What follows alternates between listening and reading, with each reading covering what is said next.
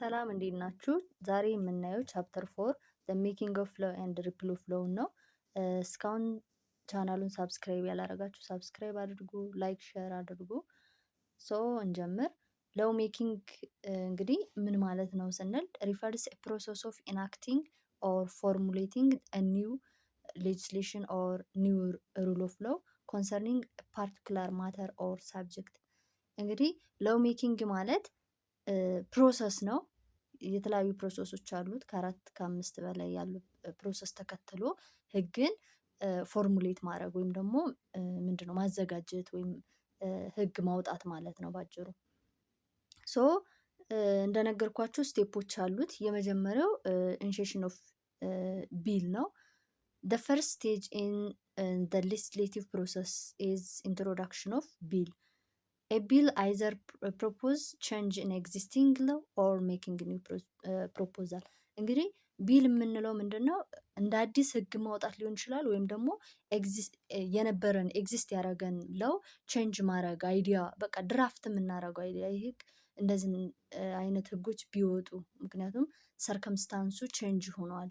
በፕሪሚቲቭ ሶሳይቲ ሲመራ የነበረው ወይም ደግሞ ያንን ህዝብ ሲመራ የነበረው ህግ በዚህ መንገድ ሞደርን ለሆነው ህዝብ ቢስተካከል፣ በዛን ሰዓት ያልነበሩ ያልተጨመሩ ነገሮች አሁን አድ የሆኑ ወይም ደግሞ በሶሳይቲው ላይ የተቀየሩ ነገሮች አሉ። ሶ እሱን ሰርከምስታንስ ኢንክሉድ ለማድረግ ያክል፣ ወይም ደግሞ ለምሳሌ በፊት የሳይበር አታክ ወይም ደግሞ ከኮምፒውተር ጋር ከቴክኖሎጂ ጋር የተያያዘ ወይም ኤአይ ጋር የተያያዘ ህግ አልነበረም። አሁን ግን ምንድነው እንደዚህ አይነት ሞደርናይዜሽን ምናምን ቴክኖሎጂ ኢንሃንስ በመሆኑ ምክንያት እነዚህ ህጎች ያስፈልጋሉ። ሶ ህግን ሜክ ለማድረግ መጀመሪያ ድራፍት የምናደርገው አይዲያውን ነው አይደለ? ያነ ቢል ተብሎ ይጠራል።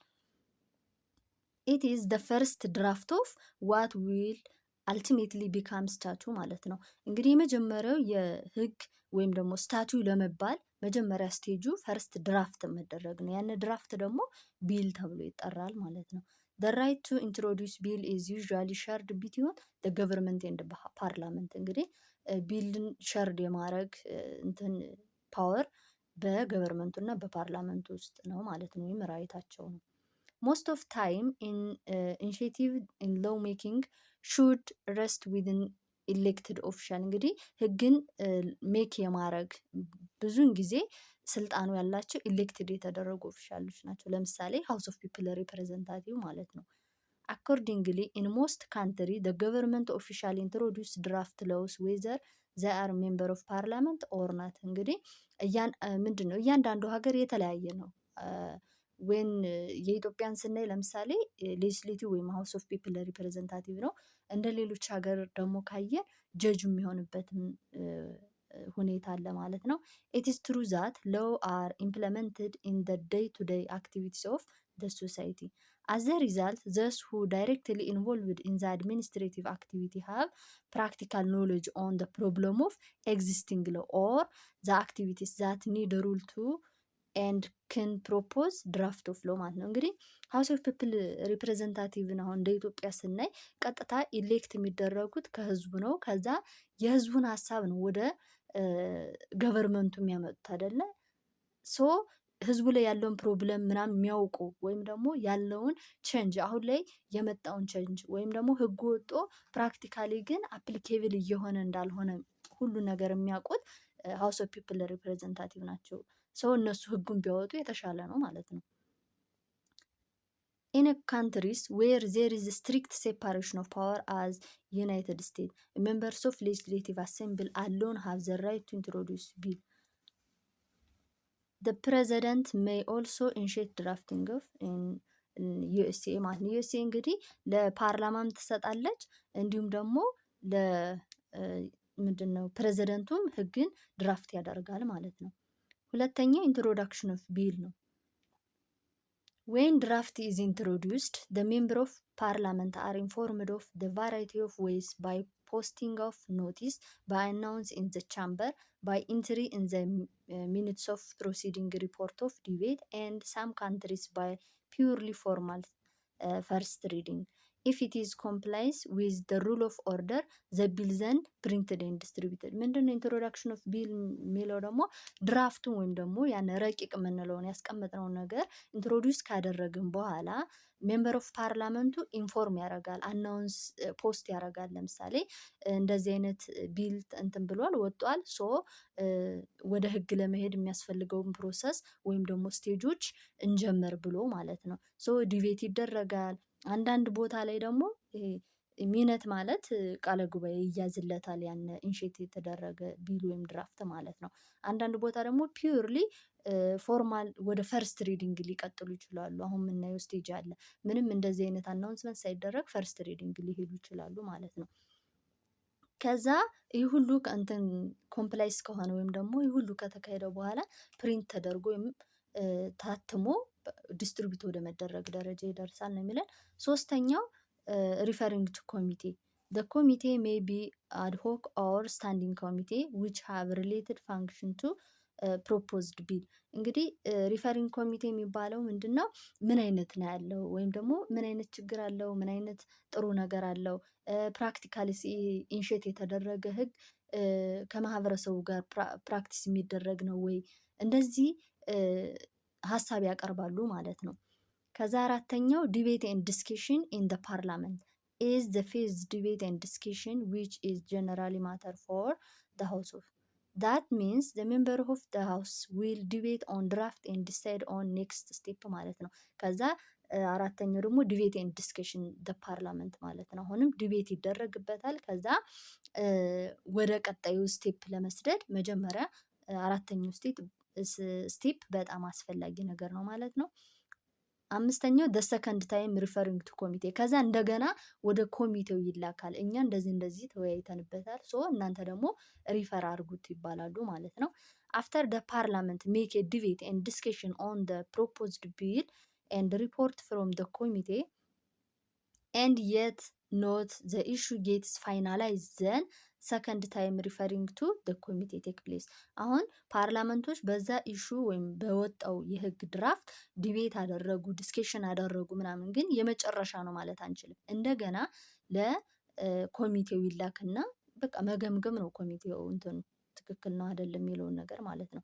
ኢትስ ኦፕሽናል ዲፔንዲንግ ኦን ደ ኤግዞሽን ኦፍ ደ ኢሹ ኢን ደ ፈርስት ሪዲንግ ኦፍ ደ ድራፍት ቢል but sometimes the parliament may decide to debate bill in house without referring the committee. This procedure is mostly consider bills that are urgently needed። አሁን እንደዚህ ፕሮሰሱ ለምሳሌ ወደ ኮሚቴው ይላካል ብለናል አይደለ? ግን ይሄ በኖርማሉ ነው። አንዳንዴ አርጀንት ነው ከተገኘ ወደ ኮሚቴው እንደገና ላይላክ ይችላል። ወዲያውኑ ዲስትሪቢዩት ሊደረግ ይችላል። ለምሳሌ በኢመርጀንሲ ጊዜ ምናምን የሚወጣ ከሆነ ሰከንድ ኮሚቴ ሪፈሪንጉ ላያስፈልግ ይችላል ማለት ነው። ሳምታይም ኢት ሜይ ቢ ኢምፖርታንት አንደርቴክ ኤክስትራ ፓርላመንታሪ ኮንሰልቴሽን ኢን ደ ፕሮሰስ ኦፍ ድራፍቲንግ ለው። እንግዲህ ኤክስትራ ፓርላመንታሪ ማለት ደግሞ ከፓርላመንቱ ውጭ በሆኑ ሰዎች ደግሞ ዲስከስ እንዲደረግ ይደረጋል።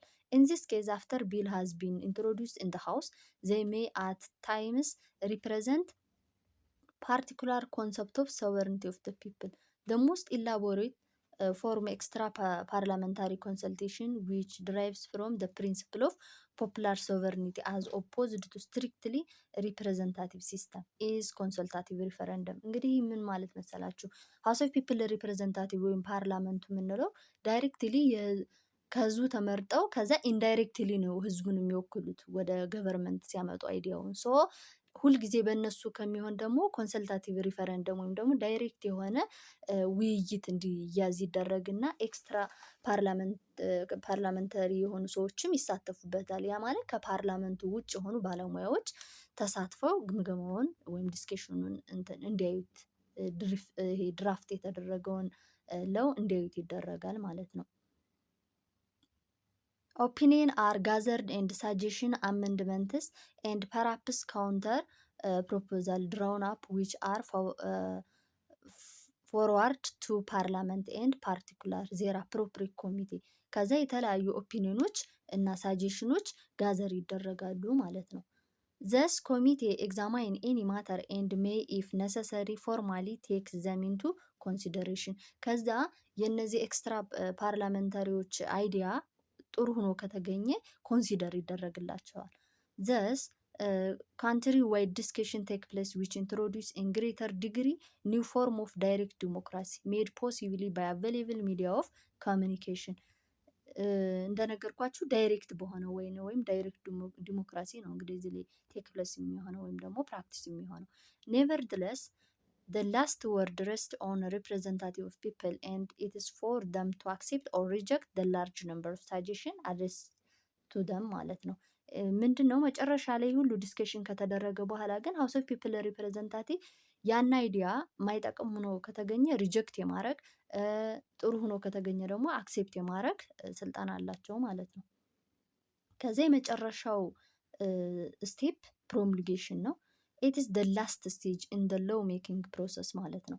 ዘ ፓሲንግ ኦፍ ቢል ባይ ሌጅስሌቸር ኢዝ ጀነራሊ ዘ ስቴጅ ኦፍ ሌጅስሌቲቭ ፕሮሰስ ዘን the work done by all concerned organ including the parliament must then be promulgated መጨረሻ ላይ እንግዲህ ፕሮሙልጌት ይደረጋል ማለት ነው። ፕሮሙልጌሽን ሪፈርስ አውተንቲኬት ኦፍ the bill as law and give its binding force መጨረሻ ፕሮሙልጌት ማለት አውተንቲኬት ማድረግ ነው ወይም ደግሞ ለዛ ድራፍት ለተደረገው ነገር እንደ ህግ መቀበልና ባይንዲንግ ፎርስ መስጠት ወይም አውቶራይዝ ማድረግ ማለት ነው ባጭሩ።